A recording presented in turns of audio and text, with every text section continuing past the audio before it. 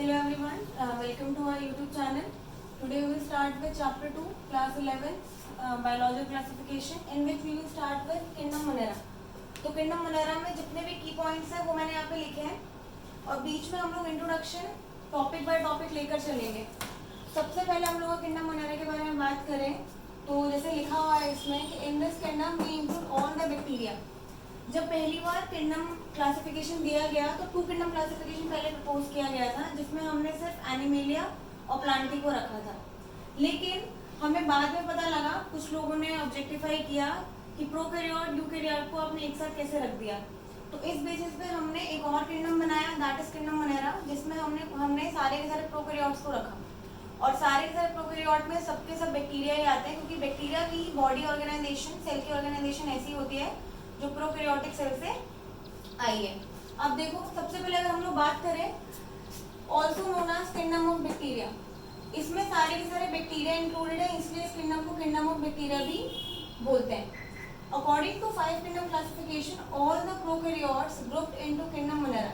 अब देखा जाए तो सारे के सारे बैक्टीरिया इसके अंदर है और बैक्टीरिया प्रोकैरियोट्स होते हैं. तो प्रोकैरियोट्स को हमने किस में डाला है? किंगडम मोनेरा में. अब kingdom Monera is third discovered kingdom. अब देखा जाए तो जब हम 5 किंगडम क्लासिफिकेशन लिखते हैं तो हमने सबसे पहले मोनेरा को रखा है, देन हम लोग प्रोटिस्टा लिखते हैं, देन हम लोग फंजाई लिखते हैं, देन हम लोग प्लांटी, देन हम लोग एनिमेलिया लिखते हैं. अगर आप इस ऑर्डर के हिसाब से देखोगे तो मोनेरा को हमने फर्स्ट पोजीशन पे रखा है. देखने से लगता है कि पहले मोनेरा डिस्कवर हुआ होगा इसलिए मोनेरा को पहले रखा है, ऐसा नहीं है. सबसे पहले 2 किंगडम क्लासिफिकेशन दिया गया था और उस 2 किंगडम क्लासिफिकेशन में प्लांटी और एनिमेलिया ही थे. हमने ये क्लासिफिकेशन किया था on the basis of presence of cell wall. तो प्लांट में सेल वॉल होती है, एनिमल में सेल वॉल नहीं होती है. लेकिन बाद में जब हमें पता लगा कि हमने प्रोकैरियोट्स को मिक्स कर दिया यूकैरियोट्स के साथ तो हमने 3 किंगडम क्लासिफिकेशन दिया और 3 किंगडम क्लासिफिकेशन में मोनेरा को तीसरे नंबर पे डिस्कवर किया. तो अगर आपसे क्वेश्चन पूछा जाए कि मोनेरा किस नंबर पे डिस्कवर हुआ था तो आप लोग थर्ड मार्क करेंगे, ना कि फर्स्ट. ऑर्डर के हिसाब से हमने फर्स्ट मार्क करना है, लेकिन डिस्कवरी के हिसाब से आप थर्ड मार्क करेंगे क्योंकि मोनेरा थर्ड डिस्कवर किंगडम है और फर्स्ट कोई भी नहीं क्योंकि पहले 2 किंगडम डिस्कवर हुए थे तो ये दोनों ही फर्स्ट हुए. तो लिखा है ना, the first 2 was Plantae and animalia, मतलब पहले 2 किंगडम प्लांटी एनिमेलिया मिले हमें, देन थर्ड हमने मोनेरा को डिस्कवर किया, तब 3 किंगडम क्लासिफिकेशन आया था. इसके बाद हम लोग आगे चलते हैं. अब हम लोग बैक्टीरिया में थोड़ा और डीपली चलते हैं. पहला, बैक्टीरिया का हमने क्लासिफिकेशन किया on the basis of shape. बहुत सारे क्लासिफिकेशन है बैक्टीरिया के, बट हम लोग यहाँ से स्टार्ट कर रहे हैं on the basis of shape. अगर आप माइक्रोस्कोप में देखेंगे बैक्टीरिया को, अलग अलग टाइप के बैक्टीरिया होते हैं, तो शेप के हिसाब से उसको हमने 4 में डिवाइड किया है. पहले अगर आप देखोगे तो सबसे पहला शेप है स्फेरिकल, नेक्स्ट शेप है रॉड शेप, नेक्स्ट है comma shape and then spiral. तो सबसे पहले शेप के हिसाब से हमने अलग अलग नेम्स दे रखे हैं बैक्टीरिया को. स्फेरिकल में हमने बोला कोकस. कोकस जो है this is singular and plural बोलना चाहोगे तो कोकाई. रॉड शेप को हमने नाम दिया बेसिलस, प्लूरल बोलोगे तो बेसिलाई. कॉमा शेप बोलोगे तो विब्रियम और प्लूरल बोलना है तो विब्रियो. स्पाइरल बोलोगे तो स्पिरिलम और प्लूरल बोलोगे तो स्पिरिला. इसमें से जो चौथा वाला है दिस इज स्पेशल. स्पेशल इसलिए है ये क्योंकि दे हैव 2 फ्लैजिला. ये जो हमने 4 पढ़े हैं ना, इनमें से इनके पास फ्लैजिला नहीं होते, इनके पास होते हैं. तो अगर आपको कभी क्वेश्चन आ जाए कि on the basis of shape सबसे स्पेशल टाइप का बैक्टीरिया कौन सा है जिसके पास यूनिक फीचर हो, तो आप किसको मार्क करेंगे? स्पिरिलम को. 4 है टाइप्स, 4 ऑप्शन बन सकते हैं बहुत आराम से, तो आप क्या मार्क करेंगे? स्पिरिलम. क्यों?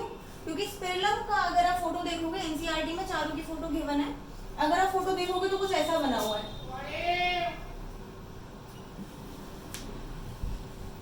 ऐसा. तो अगर आप देखोगे इसमें दिस इज बैक्टीरिया बॉडी, मतलब बैक्टीरिया का सेल है ये, और ये क्या है? फ्लैजिला. मिनिमम 2 फ्लैजिला आपको बैक्टीरिया में मिलेंगे, किसी किसी पे एक भी मिलता है. बट स्पिरुलम के केस में आपको 2 मिलेंगे मिनिमम, ठीक है। तो this is special feature of spirillum, ठीक है। तो यहाँ पे हमने इंट्रोडक्टरी पार्ट कंप्लीट किया है मोनेरा का। अब हम लोग आगे चलते हैं, बैक्टीरिया के बारे में थोड़ी और बात करेंगे। वैसे तो नेक्स्ट अगर हम लोग देखें तो बैक्टीरिया कॉस्मोपॉलिटन, कॉस्मोपॉलिटन मतलब बैक्टीरिया आपको हर जगह मिलेंगे, हाथ पर, एयर में, एक्सट्रीम सॉल्टी कंडीशंस में, एक्सट्रीम वार्म कंडीशन में, स्नो पर, हर जगह आपको बैक्टीरिया मिलेंगे। मतलब ऐसी कोई जगह नहीं है बैक्टीरिया ना प्रेजेंट हो। तो ऐसी चीजें जो हर जगह मिलती हैं उसको हम लोग क्या बोलते हैं, कॉस्मोपॉलिटन। तो बैक्टीरिया आर कॉस्मोपॉलिटन। एनसीईआरटी के इंट्रोडक्शन में ये लाइन गिवन है और ये बहुत इंपॉर्टेंट लाइन है। Next, bacteria are simple in structure and complex in behaviour. आपको क्वेश्चन अगर आता है तो इसको एग्जैक्ट पलट के लिख देते हैं ऑप्शंस पे कि complex and structure and simple in behaviour, जो कि गलत है।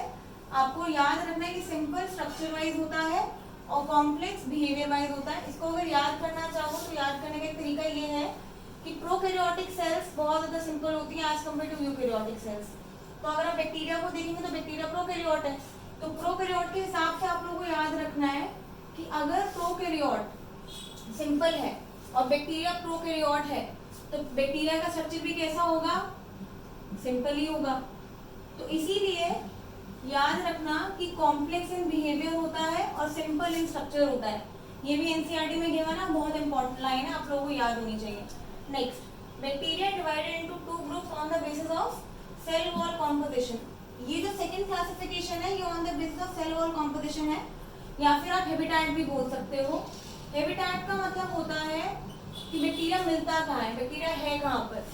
अगर देखा जाए तो हैबिटेट क्या डिसाइड होगा, सेल वॉल।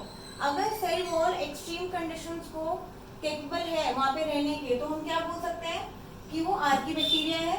और अगर वो एक्सट्रीम कंडीशंस को नहीं ले सकता दैट इज यू बैक्टीरिया।